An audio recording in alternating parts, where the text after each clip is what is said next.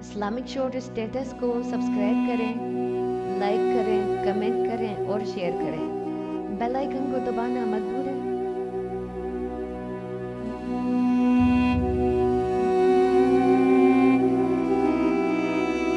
اسلام کے عظیم مجاہد اور عظمت اسلام کے پاسبان صلاح الدین ایوبی کے دور میں جتنی اسلام کش سازشیں ہوئی ہیں اتنی اور کسی دور میں نہیں ہوئی۔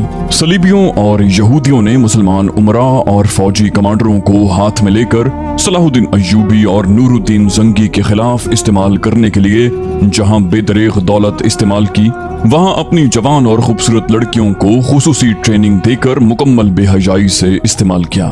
انہوں نے دیکھ لیا تھا کہ صلاح الدین ایوبی کو میدان جنگ میں شکست دینا آسان نہیں۔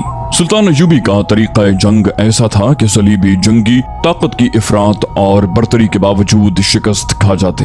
چنانچہ انہوں نے سلطنت اسلامیہ میں خصوصاً مصر میں جس کی عمارت اور فوجی قیادت صلاح الدین ایوبی کے ہاتھ میں تھی، جاسوسی، تخریب کاری اور اس وقت کی نوجوان نسل کی کردار کشی کی مہم تیز کر دی۔ دولت اور عورت کو خوب استعمال کیا اور صلاح الدین ایوبی کی ہائی کمان اور انتظامیہ میں غدار پیدا کر لیے۔ یہ مذہب اور ایمان فروشوں کا گروہ تھا۔ صلاح الدین ایوبی کو ایک جنگ تو میدان میں لڑنی پڑی، یہ بڑے بڑے مارکوں کا سلسلہ تھا جو صلیبی جنگوں کے نام سے ہم تک پہنچا، مگر اس جنگ کی کوئی تفصیل ہم تک نہیں پہنچی جو سلطان ایوبی نے صلیبی جاسوسوں، جن میں حسین لڑکیاں تھیں اور حسن بن صباح کے پیشہ ور قاتل بھی شامل تھے، ان کے خلاف لڑی۔ ان قاتلوں کو فدائی بھی کہا جاتا تھا اور حشیشین بھی۔ انہوں نے صلاح الدین ایوبی پر 4 قاتلانہ حملے کیے۔ اللہ کا یہ مجاہد ہر بار اپنے زور بازو سے بچ گیا۔ اس زمین دوز صلیبی جنگ نے ان کہانیوں کو جنم دیا جو ہم آپ کے لیے پیش کرتے ہیں۔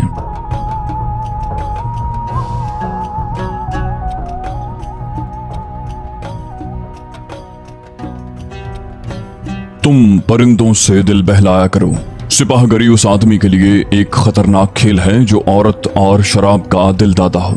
یہ الفاظ اپریل 1175 عیسوی میں صلاح الدین ایوبی نے اپنے چچا زاد بھائی خلیفہ الصالح کے ایک امیر سیف الدین کو لکھے تھے۔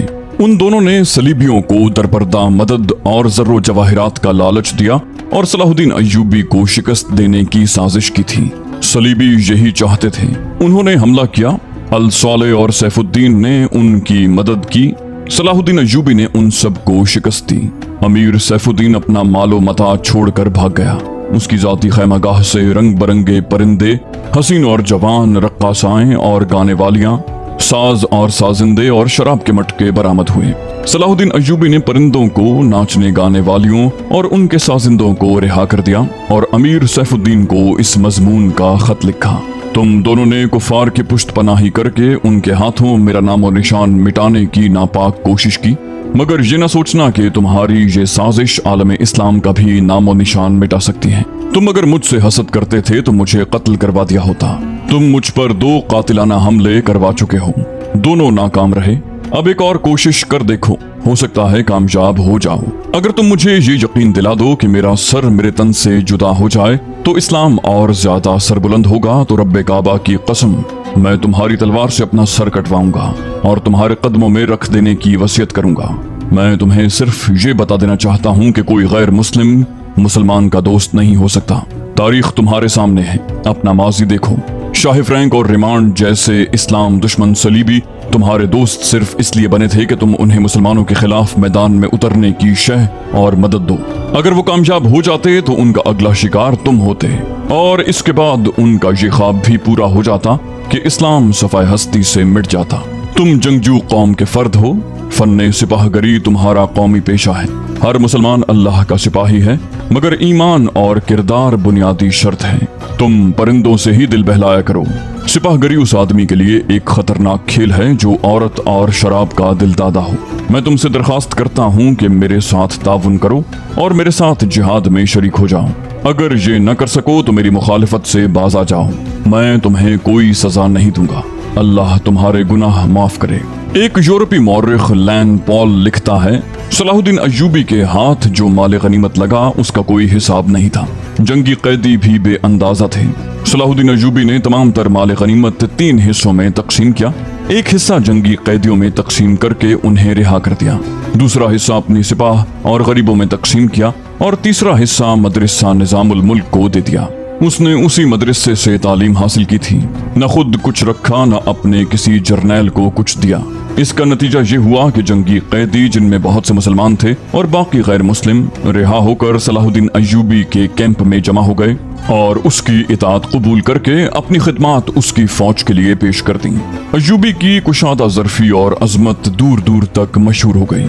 इससे पहले हसन बिन सबाह के पुरसरार फिरके फिदाई, जिन्हें यूरोपी मौरखों ने असैसिन्स लिखा है, सलाहुद्दीन अय्यूबी पर 2 बार कातिलाना हमला कर चुके थे, लेकिन खुदाए जुल जलाल को अपने इस अजीम मर्द मुजाहिद से बहुत काम लेना था।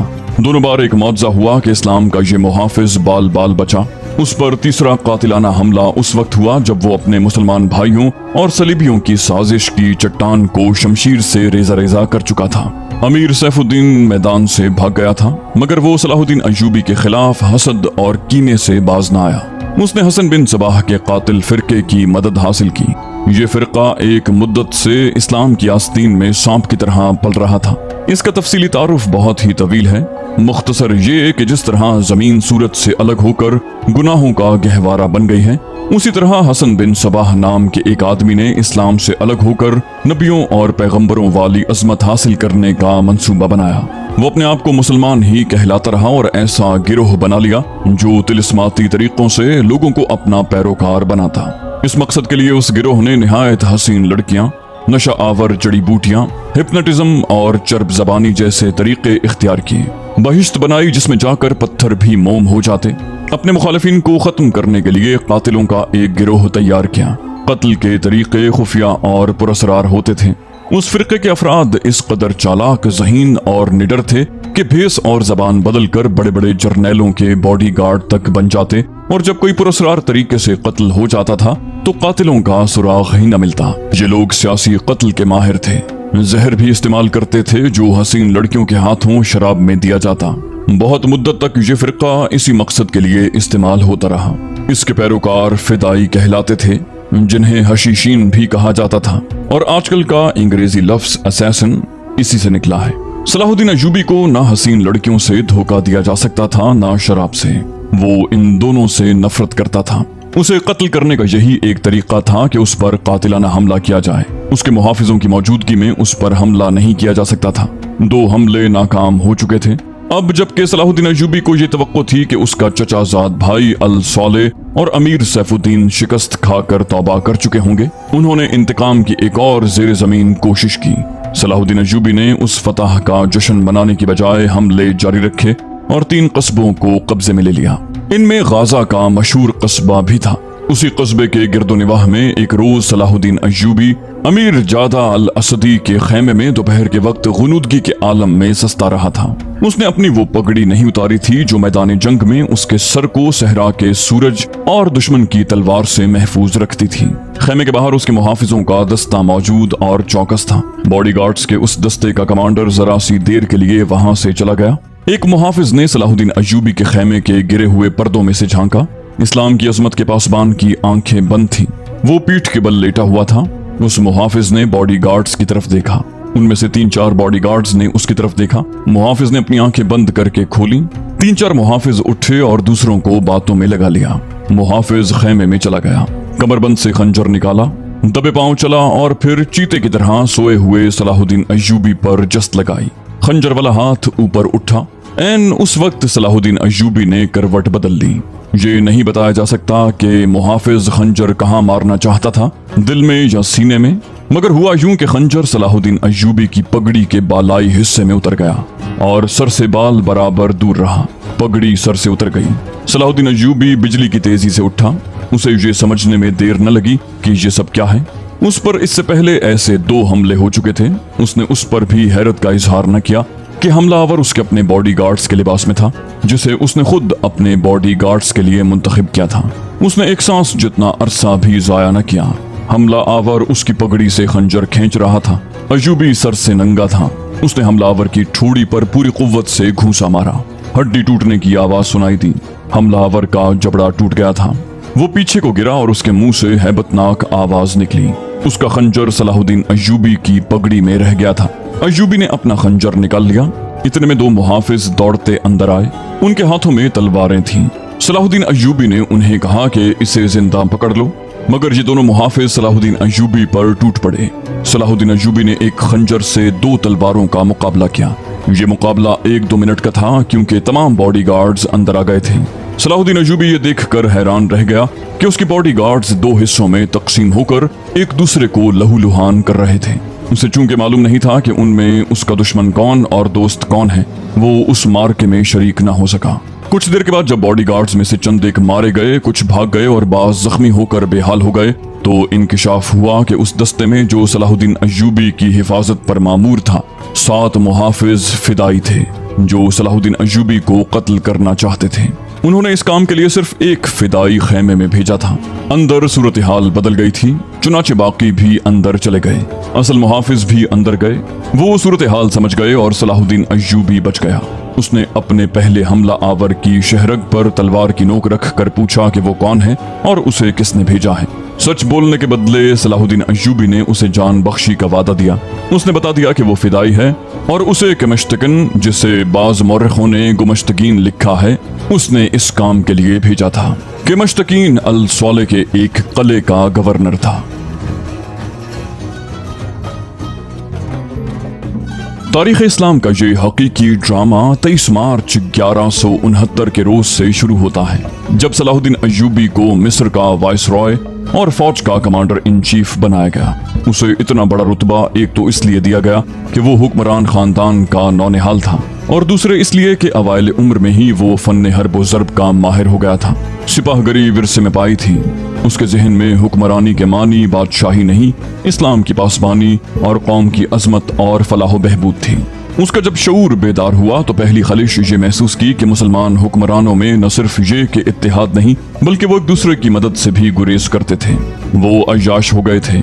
शराब और औरत ने जहां उनकी जिंदगी रंगीन बना रखी थी, वहां आलम इस्लाम और खुदा के उस अजीम मजहब का मुस्तकबिल तारीक हो गया था। उन अमीरों, उनके वजीरों और मुशीरों के हरम गैर मुस्लिम लड़कियों से भरे हुए थे। ज्यादातर लड़कियां यहूदी और ईसाई थीं, जिन्हें खास तरबियत देकर इन हरमों में दाखिल किया गया था। गैर मामूली हुस्न और अदाकारी में कमाल रखने वाली ये लड़कियां मुसलमान हुक्मरानों और सरबराहों के किरदार और कौमी जज्बे को दीमक की तरह खा रही थीं। इसका नतीजा ये था कि सलीबी, जिनमें फिरंगी खास तौर पर काबिल जिक्र हैं, मुसलमानों की सल्तनतों के टुकड़े हड़प करते चले जा रहे थे, और बाज मुस्लिम हुक्मरान शाह फ्रैंक को सालाना टैक्स या जिजिया अदा कर रहे थे, जिसकी हैसियत गुंडा टैक्स की सी थी। सलीबी अपनी जंगी कुव्वत के रोब से और छोटे मोटे हमलों से हुक्मरानों को डराते रहते, कुछ इलाके पर कब्जा कर लेते, तावान और टैक्स वसूल करते थे। उनका मकसद ये था कि आहिस्ता आहिस्ता दुनियाए इस्लाम को हड़प कर लिया जाए। मुसलमान हुक्मरान अपनी रियाया का खून चूस कर टैक्स देते रहते थे। उनका मकसद ये था कि उन्हें ऐशो इशरत में परेशान न किया जाए। फिरका परस्ती के बीज भी बो दिए गए थे। उनमें सबसे ज्यादा खतरनाक फिरका हसन बिन सबाह का था, जो सलाहुद्दीन अय्यूबी की जवानी से 1 सदी पहले मारज़े वजूद में आया था। ये मफाद परस्तों का फिरका था, बेहद खतरनाक और पुरस्रार। ये लोग अपने आप को फिदाई कहलाते थे, जो बाद में हशीशीन के नाम से मशहूर हुए, क्योंकि वो हशीश नाम की एक नशा आवर शय से दूसरों को अपने जाल में फांसते थे। सलाहुद्दीन अय्यूबी ने मदरसा निज़ामुल मुल्क में तालीम हासिल की थी। याद रहे कि निज़ामुल मुल्क दुनियाए इस्लाम की एक सल्तनत के वजीर थे। ये मदरसा उन्होंने कायम किया था, जिसमें इस्लामी तालीम दी जाती और बच्चों को इस्लामी नजरियात और तारीख से बहरावर किया जाता। एक मौर्रिख इब्ने अल अथर के मुताबिक निज़ामुल मुल्क हसन बिन सबाह के फिदाइयों का पहला शिकार हुए थे, क्योंकि वो रूमियों की तौसी पसंदी की राह में चट्टान बने हुए थे। रूमियों ने 1091 में उन्हें फिदाइयों के हाथों कत्ल करवा दिया था। उनका मदरसा कायम रहा। सलाहुद्दीन अय्यूबी ने वहीं तालीम हासिल की। उसी उम्र में उसने सिपाहगरी की तरबियत अपने बुजुर्गों से ली। नूरुद्दीन जंगी ने उसे जंगी चालें सिखाई, मुल्क के इंतजामात के सबक दिए और डिप्लोमेसी में महारत दी। इस तालीम तरबियत ने उसके अंदर वो जज्बा पैदा कर दिया जिसने आगे चलकर उसे सलीबियों के लिए बिजली बना दिया। अवाइले जवानी में ही उसने वो जहानत और अहलियत हासिल कर ली थी जो एक सालारे आजम के लिए जरूरी होती है। सलाहुद्दीन अय्यूबी ने फन हर्ब ज़र्ब में जासूसी यानी इंटेलिजेंस, कमांडो और गोरीला ऑपरेशन को खुसूसी अहमियत दी। उसने देख लिया था कि सलीबी जासूसी के मैदान में आगे निकल गए हैं और वो मुसलमानों के नजरियात पर निहायत कारगर हमले कर रहे हैं। सलाहुद्दीन अय्यूबी नजरियात के महाज पर लड़ना चाहता था जिसमें तलवार इस्तेमाल नहीं होती। इस कहानी में आगे चलकर आप देखेंगे कि उसकी तलवार का वार तो गहरा होता ही था, उसकी मोहब्बत का वार उससे कहीं ज्यादा मार करता। इसके लिए तहम्मुल और बुर्दबारी की जरूरत होती है जो उसने अवाइल उम्र में ही अपने आप में पैदा कर ली थी। उसे जब मिस्र का वाइसरॉय और कमांडर इन चीफ बनाकर मिस्र भेजा गया तो उन सीनियर अफसरों ने हंगामा बर्पा कर दिया जो इस ओहदे की आस लगाए बैठे थे। उनकी निगाह में सलाहुद्दीन अय्यूबी अभी तिफ्ल मकतब था, मगर उस तिफ्ल मकतब ने जब उनका सामना किया, उसकी बातें सुनी तो उनका एहतजाज सर्द पड़ गया। मौर्रिख लैन पॉल के मुताबिक सलाहुद्दीन अय्यूबी डिसिप्लिन का बड़ा ही सख्त साबित हुआ। उसने तफरीह, अय्याशी और आराम को अपने लिए और अपनी अफवाज के लिए हराम करार दे दिया। उसने अपनी दिमागी और जिस्मानी कुव्वतों को सिर्फ इस मकसद पर मरकूज कर दिया कि सल्तनत इस्लामिया को मुस्तहकम करना है और सलीबियों को इस सरजमीन से निकालना है। फलस्तीन पर वो हर कीमत पर कब्जा करना चाहता था। उसने यही मकासद अपनी फौज को दिए। मिस्र का वाइसरॉय बनकर उसने कहा, खुदा ने मुझे मिस्र की सरजमीन दी है, उसकी ज़ात बारी मुझे फलस्तीन भी जरूर अता करेगी। मगर मिस्र पहुंचकर उस पर इंकशाफ हुआ कि उसका मुकाबला सिर्फ सलीबियों से नहीं बल्कि अपने मुसलमान भाइयों ने उसकी राह में बड़े बड़े हसीन जाल बिछा रखे हैं जो सलीबियों के अज़ाइम और जंगी कुव्वत से ज्यादा खतरनाक हैं। मिस्र में सलाहुद्दीन अय्यूबी का इस्तकबाल जिन ज़ोमा ने किया उनमें नाजी नाम का एक सालार खुसूसी अहमियत का हामिल था। अय्यूबी ने सबको सर से पांव तक देखा। उसके होंठों पर मुस्कुराहट और जबान पर प्यार और मोहब्बत की चाशनी थी। बाज पुराने अफसरों ने उसे ऐसी निगाहों से देखा जिनमें तंज था और तमस्खर भी। वो सलाहुद्दीन अय्यूबी के सिर्फ नाम से वाकिफ थे या उसके मुताल्लिक ये जानते थे कि वो हुक्मरान खानदान का फर्द और अपने चचा का जाननशीन है। वो ये भी जानते थे कि नूरुद्दीन जंगी के साथ उसका क्या रिश्ता है। उनकी निगाहों में सलाहुद्दीन अय्यूबी की अहमियत बस उसके खानदान की बदौलत थी, या इस वजह से उन्होंने उसे अहमियत दी कि वो मिस्र का फौजी वाइसरॉय बनकर आया था। इसके सिवा उन्होंने सलाहुद्दीन अय्यूबी को कोई वक़्त न दी। एक बूढ़े अफसर ने अपने साथ खड़े अफसर के कान में कहा, बच्चा है, इसे हम पाल लेंगे। मौर्रिख और उस वक्त के वाक़े निगार ये नहीं बता सकते कि सलाहुद्दीन अय्यूबी ने उन लोगों की नजरें भांप ली थीं या नहीं। वो इस्तकबाल करने वाले उस हुजूम में बच्चा लग रहा था। अलबत्ता जब वो नाजी के सामने मुसाफा करने के लिए रुका तो अय्यूबी के चेहरे पर तब्दीली सी आ गई। वो नाजी से हाथ मिलाना चाहता था, लेकिन नाजी जो उसकी बाप की उम्र का था सबसे पहले दरबारी खुशामदियों की तरह झुका, फिर अय्यूबी से बगलगीर हो गया। उसने अय्यूबी की पेशानी चूम कर कहा, मेरे खून का आखिरी कतरा भी तुम्हारी जान की हिफाजत के लिए बहेगा। तुम मेरे पास जंगी की अमानत हो। सलाहुद्दीन अय्यूबी ने नाजी का हाथ चूम कर कहा, मेरी जान अजमत इस्लाम से ज्यादा कीमती नहीं। मोहतरम, अपने खून का एक एक कतरा संभाल कर रखिए, सलीबी स्याह घटाओं की मानंद छा रहे हैं। नाजी जवाब में सिर्फ मुस्कुराया जैसे सलाहुद्दीन अय्यूबी ने कोई लतीफा सुनाया हो। सलाहुद्दीन अय्यूबी उस तजुर्बाकार सालार की मुस्कुराहट को गालिबन न समझ सका। नाजी फातिमी खिलाफत का परवरदा सालार था। वो मिस्र में बॉडीगार्ड्स का कमांडर था जिसकी नफरी 50,000 थी और सारी की सारी नफरी सूडानी थी। ये फौज उस दौर के जदीद हथियारों से मुसल्ला थी और ये फौज नाजी का हथियार बन गई थी जिसके जोर पर वो बेताज बादशाह बना बैठा था।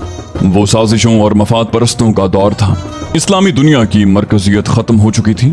सलीबियों की भी निहायत दिलकश तखरीबकारियां शुरू हो चुकी थीं। ज़रपरस्ती और तायुश का दौरा था। जिसके पास जरा सी भी ताकत थी उसे वो अपने इख्तिदार के तहफ़्फ़ुज़ के लिए और दौलत समेटने के लिए इस्तेमाल करता था। सूडानी बॉडीगार्ड्स फौज का कमांडर नाजी मिस्र में हुक्मरानों और दीगर सरबराहों के लिए दहशत बना हुआ था। खुदा ने उसे साजिश साज दिमाग दिया था। उसे उस दौर का बादशाह साज कहा जाता था। बनाने और बिगाड़ने में खुसूसी महारत रखता था। उसने सलाहुद्दीन अय्यूबी को देखा तो उसके चेहरे पर बिल्कुल उसी तरह की मुस्कुराहट आ गई जिस तरह कमजोर सी भेड़ को देखकर भेड़िए के दांत निकल आते हैं। अय्यूबी उस जहरखंद को ना समझ सका। उसके लिए सबसे ज्यादा अहम आदमी नाजी ही था क्योंकि वो 50,000 बॉडीगार्ड्स का कमांडर था और सलाहुद्दीन अय्यूबी को उसकी फौज की जरूरत थी। सलाहुद्दीन अय्यूबी से कहा गया कि हुजूर बड़ी लंबी मुसाफत से तशरीफ लाए हैं, पहले आराम तो कर लें। उसने कहा, मेरे सर पर जो दस्तार रख दी गई है मैं उसके अहल नहीं था। इस दस्तार ने मेरा आराम और मेरी नींद खत्म कर दी है। क्या आप हजरात मुझे उस छत के नीचे नहीं ले चलेंगे जहां मेरे फराइज मेरा इंतजार कर रहे हैं? उसके नायब ने पूछा, क्या हुजूर काम से पहले तुआम पसंद नहीं फरमाएंगे? सलाहुद्दीन अय्यूबी ने कुछ सोचा और उनके साथ चल पड़ा। लंबे तड़ंगे कवि हैकल बॉडीगार्ड्स उस इमारत के सामने 2 रोया खड़े थे जिसमें खाने का इंतजाम किया गया था। अय्यूबी ने उन गार्ड्स के कदबुत और हथियार देखे तो उसके चेहरे पर रौनक आ गई, मगर ये रौनक दरवाजे में कदम रखते ही गायब हो गई। वहां 4 नौजवान लड़कियां जिनके जिस्मों में ज़ुहद, शिकन, लचक और शानों पर बिखरे हुए रेशमी बालों में कुदरत का हुस्न समोया हुआ था, हाथों में फूलों की पत्तियों से भरी हुई खुशनुमा टोकरियां उठाए खड़ी थीं। उन्होंने सलाहुद्दीन अय्यूबी के रास्ते में पत्तियां बखेरनी शुरू कर दी और उसके साथ दफ की ताल पर ताउस और रुबाब और शहनाइयों का मशहूर कुन नगमा उभरा। अय्यूबी ने रास्ते में फूलों की पत्तियां देखकर कदम पीछे कर लिया। नाजी और उसका नायब उसके दाएं बाएं था। वो दोनों झुक गए और उसे आगे चलने की दावत दी। ये वो अंदाज था जिसे मुगल बादशाहों ने हिंदुस्तान में राइज किया था। उसने कहा, सलाहुद्दीन अय्यूबी फूलों की पत्तियां मसलने नहीं आया। अय्यूबी ने ऐसी मुस्कुराहट से कहा जो उन लोगों ने पहले कम ही कभी किसी के होंठों पर देखी थी। नाजी ने कहा, हम हुजूर के रास्ते में आसमान से तारे भी नोच कर बिछा सकते हैं। सलाहुद्दीन अय्यूबी ने कहा, अगर मेरी राह में कुछ बिछाना चाहते हो तो वो एक ही चीज है जो मेरे दिल को भाती है। नायब ने कहा, आप हुक्म दें, वो कौन सी चीज है जो हुजूर के दिल को भाती है? सलाहुद्दीन अय्यूबी ने मुस्कुरा कर कहा, सलीबियों की लाशें। लेकिन फिर फौरन ही उसकी मुस्कुराहट गायब हो गई। उसकी आंखों से शोले निकलने लगे। उसने धीमी आवाज में, जिसमें कहर और अताब छुपा हुआ था, कहा, मुसलमान की जिंदगी फूलों की सेज नहीं। जानते नहीं हो सलीबी सल्तनत इस्लामिया को चूहों की तरह खा रहे हैं। और जानते हो कि वो क्यों कामयाब हो रहे हैं? सिर्फ इसलिए कि हमने फूलों की पत्तियों पर चलना शुरू कर दिया है। हमने अपनी बच्चियों को नंगा करके उनकी इस्मतें रौंद डाली हैं। मेरी नजरें फलस्तीन पर लगी हुई हैं। तुम मेरी राह में फूल बिछाकर मिस्र से भी इस्लाम का परचम उतरवा देना चाहते हो।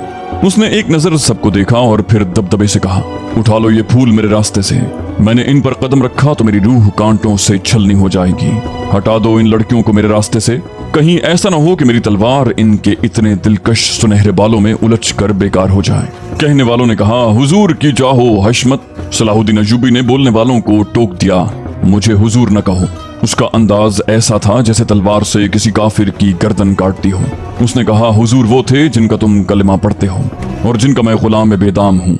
मेरी जान फिदा हो उस हुजूर सल्लम पर जिनके मुकद्दस पैगाम को मैंने सीने पर कंधा कर रखा है। मैं यही पैगाम लेकर मिस्र में आया हूँ। सलीबी मुझसे ये पैगाम छीन कर बहीरा रोम में डुबो देना चाहते हैं, शराब में गर्क कर देना चाहते हैं। मैं बादशाह बन के नहीं आया। लड़कियां किसी के इशारे पर फूलों की पत्तियां समेट कर वहां से हट गईं। सलाहुद्दीन अय्यूबी तेजी से दरवाजे के अंदर चला गया। एक वसी कमरा था। उसमें एक लंबी मेज रखी थी जिस पर रंगारंग फूल बिखरे हुए थे और उनके दरमियान रोस्ट किए हुए बकरों के बड़े बड़े टुकड़े, सालिम मुर्ग और जाने कैसे कैसे खाने सजे हुए थे। सलाहुद्दीन अय्यूबी रुक गया और अपने नायब से पूछा, क्या मिस्र का हर एक बाशिंदा इसी किस्म का खाना खाता है? नायब ने जवाब दिया, नहीं हुजूर, गरीब लोग तो ऐसे खाने के ख्वाब भी नहीं देख सकते। सलाहुद्दीन अय्यूबी ने पूछा, तुम सब किस कौम के फर्द हो? क्या उन लोगों की कौम अलग है जो ऐसे खानों के ख्वाब भी नहीं देख सकते? किसी तरफ से कोई जवाब न पाकर उसने कहा, इस जगह जिस कदर मुलाजिम हैं और जहां जितने सिपाही ड्यूटी पर हैं उन सबको अंदर बुलाओ, ये खाना उन्हें खिला दो। उसने लपक कर एक रोटी उठाई, उस पर 2-3 बोटियां रखी और खड़े खड़े खाने लगा। निहायत तेजी से पूरी रोटी खाकर पानी पिया और बॉडीगार्ड्स के कमांडर नाजी को साथ लेकर उस कमरे में चला गया जो वायसरॉय का दफ्तर था। 2 घंटे के बाद नाजी बाहर निकला, दौड़कर अपने घोड़े पर सवार हुआ, एड़ लगाई और नजरों से ओझल हो गया। रात नाजी के खास कमरे में उसके 2 कमांडर जो उसके मोतमिद और हमराज थे उसके पास बैठे शराब पी रहे थे।